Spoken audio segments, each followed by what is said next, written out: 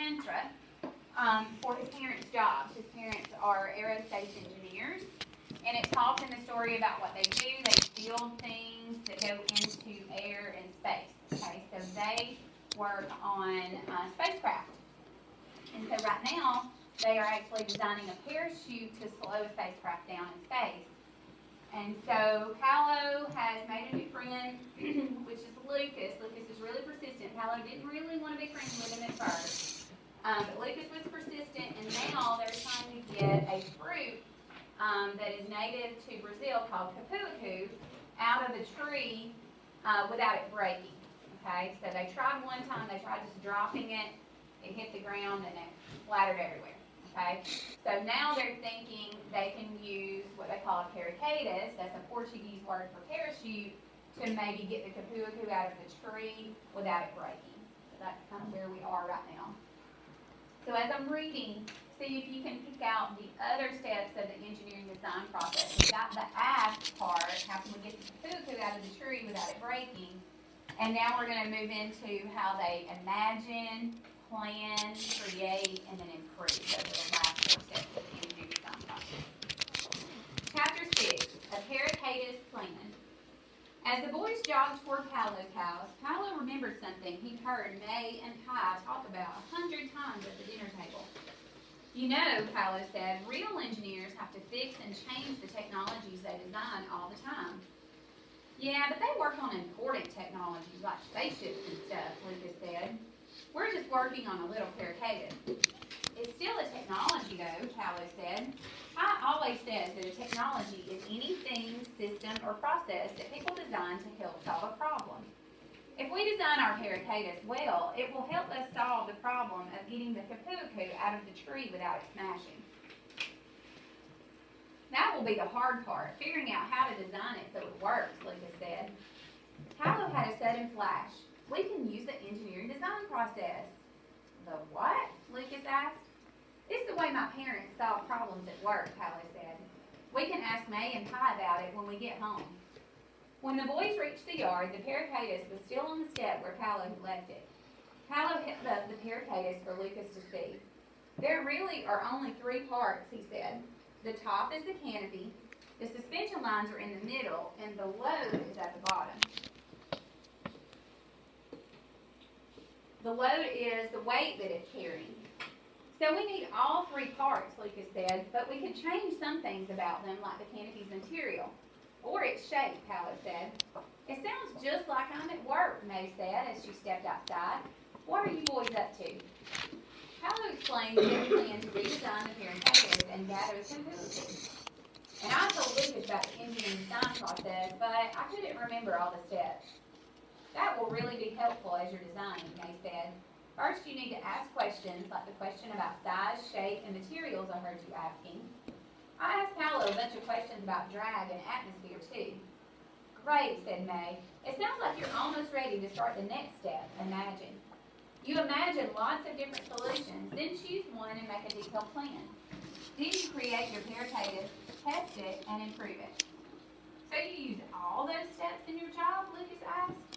We do, said May. We have to do a lot of testing and improving, especially if what we're designing, a paracaídas or airplane or spacecraft, is going to travel through space or be used on another planet. Every material, part size, and part shape have to be designed carefully. Look over toward the launch pad, May said, pointing high above the trees and houses. Paolo could see the huge tower with the green and black flag of Brazil painted on top. Rising from the launch pad was the craft that May and Pi were working on. Why do you think the rocket is cone-shaped at the top? Maybe because the rocket needs to travel really quickly through the air, through our atmosphere to get into space, Lucas said. Exactly, May said. With a rocket, we want to create as little drag as possible. But with the paracaídas, we want a lot of drag, Paolo said. The shape of a paracaídas is very different. Right again, they said. And when aerospace engineers think about drag, we don't just think about shape. We have to think about the atmosphere, the layer of gases surrounding the planet that the craft will go to, and how that atmosphere might be different from the atmosphere here on Earth. How would you design a paracaídas that would work on Mars? Lucas asked. You're really starting to sound like an engineer, May said. A lot of the time, aerospace engineers have to design technologies that will be used on other planets. But we can't visit other planets to test our designs. Sometimes we can model what it will be like on other planets or use what we know about the two environments to design something that would work on a planet like Mars. Isn't the atmosphere on Mars a lot thinner than our atmosphere, Paolo asked? That's right, May said. The thickness of the atmosphere affects the amount of drag. The thinner the atmosphere on Mars means there's less drag than here on Earth. So things fall more quickly on Mars than on Earth. You'd have to make a much bigger paracatus to slow down the fall. But then how would you fit it into the spacecraft? Asked Lucas. Another great question, they said. You see, we don't only have to think about how the paracatus will work, we also have to think about the strength of the materials that we're using and whether the final design will fit into the space that's available for the rocket. There are many different criteria to consider. Each design is unique to the place where it will be used and the criteria and goals we have. We have a goal for our paracatus too, Lucas said, to help us collect some kapuaku. Let's get started, said Paolo. Chapter 7, Paracatus Partners. Later that afternoon, after brainstorming many different paracatus designs, Paolo and Lucas decided on one they thought would work well. They drew a plan and they listed the materials they would need. Then they created their paracatus. I have an idea. We can attach this bucket to the paracatus to test it so we don't break another kapuaku if it doesn't work, Lucas said. And maybe we need to add some rocks as a test load. Should we give it a try? Yeah, let's see how it works, Paolo said. Lucas stood on a chair on the stoop, held his arm out, and dropped the paracatus. The bucket hit the ground with a thud, and the rocks tumbled out. Paolo looked at Lucas, and his nose crinkled. That paracatus slowed the load down a little, but I think we have to do better if we want to make sure the fruit doesn't crack or bruise. Maybe this will make a better canopy, Lucas said, holding up a scrap of a different material. It doesn't have as many little holes in it as the other material. I think this one will create more drag and fall more slowly.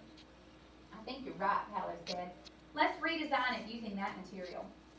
Lucas untied the old canopy and put the new one in its place.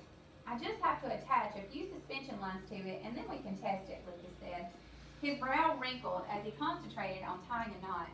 Paolo, can you give me a hand with this? Easier said than done, Paolo said, holding up his three-fingered hand. Lucas looked up, a deep blow spreading from his collar to the top of his forehead. It's okay, Paolo said, punching him lightly on the shoulder. I'm joking, just give me the string. Lucas smiled. Oh man, he said, I would have felt awful if you were serious. Don't worry, Paolo said, there really aren't many things that are hard for me to do because of my hand. I'm used to it looking different. You'll get used to it too. The next day, Paolo found himself again in the kapuaku tree, putting a fruit into the bucket tied to their improved paracatus. Lucas stood on the ground, looking up into the green leaves of the tree. Okay, Paolo said, are you ready? Ready, Lucas said. Let it go. Paolo released the paracatus. He held his breath as he watched the kapuaku float down like a leaf in the wind. Finally, with a soft glide, the fruit landed gently on the ground. We did it, Lucas called. Paolo climbed down and then jumped the last few feet from the tree and ran over to inspect the fruit for himself. Good job, Paolo said. Lucas and Paolo slapped hands to congratulate each other. It wasn't until they were walking home that Paolo realized he had used his three-fingered hand. We did it, Paolo called across the yard to May and Pi and Julia. Not one scratch or bruise on it, Lucas said, holding up the kapuaku. A successful mission, Pi said. This calls for a celebration. Now, if we only knew someone who made really great kapuaku ice cream. That's my cue, May said. I think I have some ready by dinner time. How does that sound? Great, Paolo said. I know some other people who would like having ice cream with us, Julia said, turning toward Paolo. What do you say? Can I invite the other neighbors too? Yeah, Lucas said. It'll be your welcome to the neighborhood party. Sounds good to me, Paolo said. Hey, you know what we could do till then? Lucas asked. Sometimes on the weekend there are soccer games in the field by school. Want to go see if anyone's playing? Yeah, Paolo said. Let me grab my stuff. He ran down the hallway to his room where the last box from the booth still held his soccer ball. This time, a big smile spread across Paolo's face as he grabbed the ball and ran outside. The end. So he's feeling a lot more at ease now in this new place since he's got a friend in Lucas. Doesn't care so much about people knowing that he only has 3 fingers on one hand. So, were they successful in their mission of getting the cuckoo out of the tree? Yes. Yes. Did it work the first time? No. Okay. So they sat down together after they knew they had to get the cuckoo out of the tree without breaking, and it said they brainstormed ideas together, came up with one they thought would work, and then they planned it out and listed the materials they would need, and then they created their paracatus. But what did they end up changing? It didn't work the first time. The bucket spilled over and the rocks went out. So do you remember what they changed? They changed the bucket because it had holes in Not the bucket, The material. the canopy, the top part, okay? So, yeah, it did have holes in it. So, a canopy with more holes is gonna allow more air to get through. And so they changed the material to a material that had less holes in it, and then they tried it again, and then that worked. So that was the improved part of their step, okay, of their process. Then they also did change their bucket because it all had holes, so that would become air to go up through the holes faster, causing more to come out. Okay. So the holes going faster. All right, guys, go ahead and open up your science notebooks from your Google Drive. And I'll be right back.